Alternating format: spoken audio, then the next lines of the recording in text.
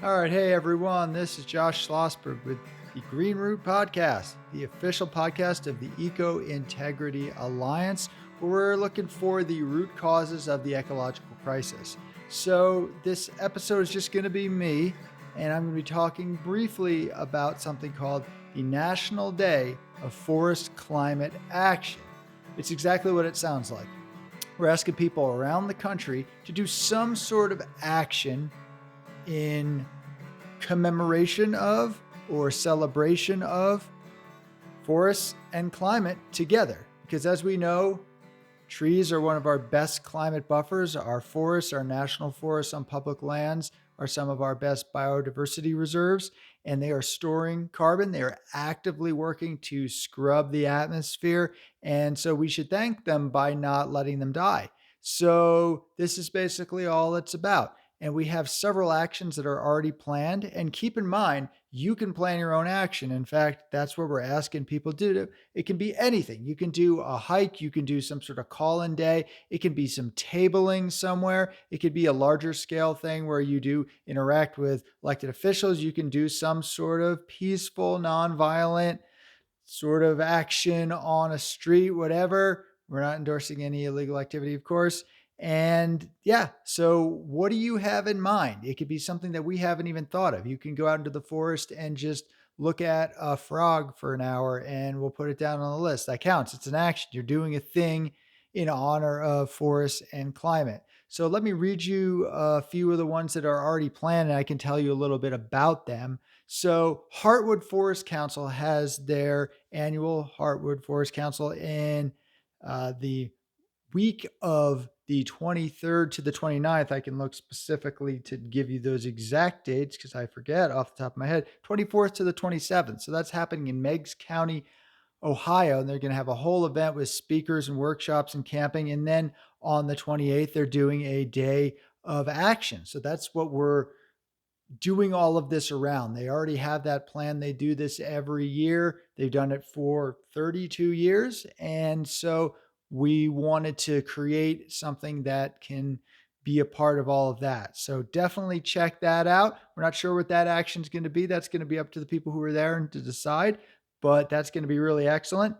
Now, there's something I'll talk maybe a little bit more about. This is the Lost Sierra Forest Action Camp. So this is actually going to happen up in Plumas County. So this is in the Plumas National Forest in Northern California. And there is an enormous logging project plan there. It's one of the quote emergency action nonsense, which is what they're using just to justify logging right now. They're pushing through all sorts of legalities to just push more logging through under the name of wildfire, fuel reduction, all that nonsense, which you've heard about it 100 times on this podcast.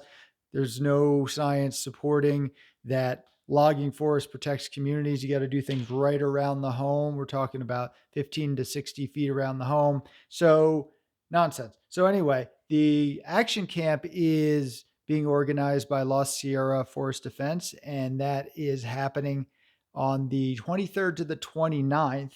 And you can check out the website lostsierraforest.wordpress.com. And they're going to have all sorts of workshops and skill shares. And they are going to be having an action on the 28th. We don't know what it is, but it's going to be something. It'll be something cool, I'm sure. So check that out. There's going to be ride shares out there, all sorts of excellent stuff. Eco Integrity Alliance is going to have a workshop out there, maybe two. And we really encourage you to participate. That's all happening that week. And that's the day of action. What else do we have here? So in Colorado, where I live, we're going to have a hike in a roadless area that is threatened by emergency logging. So we're almost at 1 million acres of this so-called emergency logging stuff, and we're pinpointing that as one of the most egregious threats that we can rally around.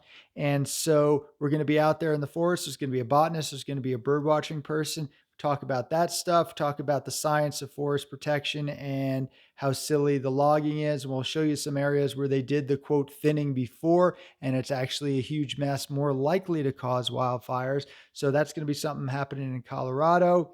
In Oregon, they got a billboard up, and we actually helped with this. Eco Advocates is the main organization over there.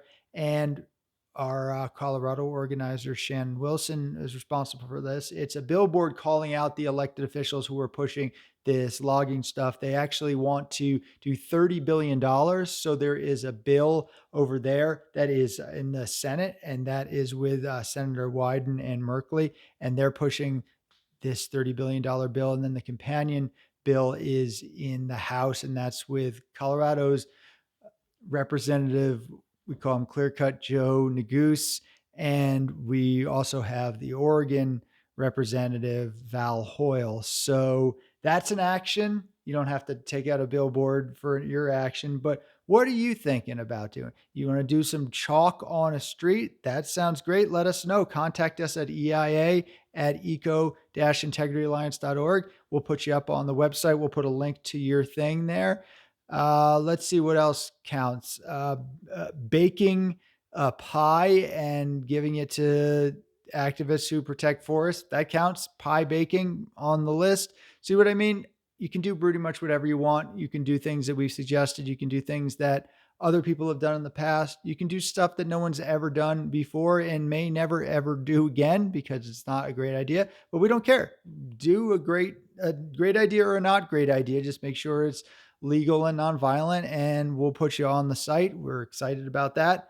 So please get a hold of us. Please participate in this. You can go to the website, eco-integrityalliance.org, and at the top are /forest-climate. And it's at the top, the National Day of Forest Climate Action on May 28th. It's a Tuesday. You can do it anytime during that day. So 12:01 a.m., it's the first minute of the day. You can go out there when no one's out there and do your action. That's fine. You can do it all through the morning, at noon, afternoon, evening until 11:59. If you do it after 12, it doesn't count as an action. You shouldn't do it. No, just kidding. You can do it whatever day you want to also, but we encourage you to have solidarity with us and put it on that day. We'll put it on the schedule, and that's pretty much it. No more to say on this pretty basic topic, but yeah, if you got any ideas that are cool, they may inspire other people. So we'll put it on that website. Other people will see it and they'll say, cool, I want to do this. Or maybe they're in your area and they will see that it's going on and they will attend. We'll send this out to our lists. And so, yeah, please participate in it. Forest climate, it seems like a no-brainer, right? Some of us have been bringing these connections together for quite some time. Obviously, we've known about this forever, but in 2000, I want to say 6, 7, or 8, a few of us put together Clear Cutting the Climate Conference, and we did scientists and organizers talking about the link between forests and climate. It's to us the most obvious thing that we can do. It's the easiest and most effective thing we can do around the climate. And strangely, there isn't a ton of action around it. Now, there are some entities that are more and more organizing on that. There's a coalition, the Pacific Northwest, that is working on these issues too, and that's with some larger organizations. So we definitely applaud that. But we're not sure why there hasn't been more action on it. And in fact, we are sure why, because protecting forests doesn't make a bunch of people money, right? So obviously some of the logging industry makes less money in some ways, although some of the smaller loggers would do better on, more low impact forestry on private lands if they didn't have to compete with the public lands logging. That's all taxpayer subsidized. But whereas some other aspects of the environmental movement are about advocating for, say, alternative energy technology, stuff like that, however you feel about that, that's kind of a profit-driven entity and corporate movement, whatever you want to call that. And protecting forests is not about making a profit off of it, right? So we are kind of skeptical of a thing like, well, as long as there's got to be a market-driven incentive, and fine, if there are technologies out there that are better and result in less energy consumption and environmental destruction, then sure, those might be worthwhile. But the idea that the market is going to drive environmental protection is pretty silly. So this doesn't make money. And so few entities want to support it. Getting into some things here, but not too much in the way of details. we've been applying for some foundation grants, and a lot of the foundations that are climate based, we applied for forest protection work tied into the climate. Almost every single one of them has refused our grant. So even the climate groups and the climate foundations, at least that are guiding the agenda of climate groups, are not particularly interested in this topic. So that's why we need your help. That's why if you hear about this, yeah, that's obvious. Well, it's not obvious, and it hasn't gotten as much traction as it should. This should be something that every forest person, every climate person, anyone who says they care about the environment should be rallying around as the number one thing that we do. Let's save our biodiversity reserves, our climate reserves. First place to start is on public lands because they're already sort of kind of supposed to be protected. Why haven't we done this yet? Well, it's your fault. Not really, but we do need your help. We need more of a grassroots groundswell to make this happen, right? Because we can't get media attention without people putting stuff out there. The journalists are not super well informed, and they kind of just go these days, just whatever their political party tells them to. A lot of the other environmental groups are not going to do something because they don't get funding for it, or if it's not as popular, then they're not likely to do that.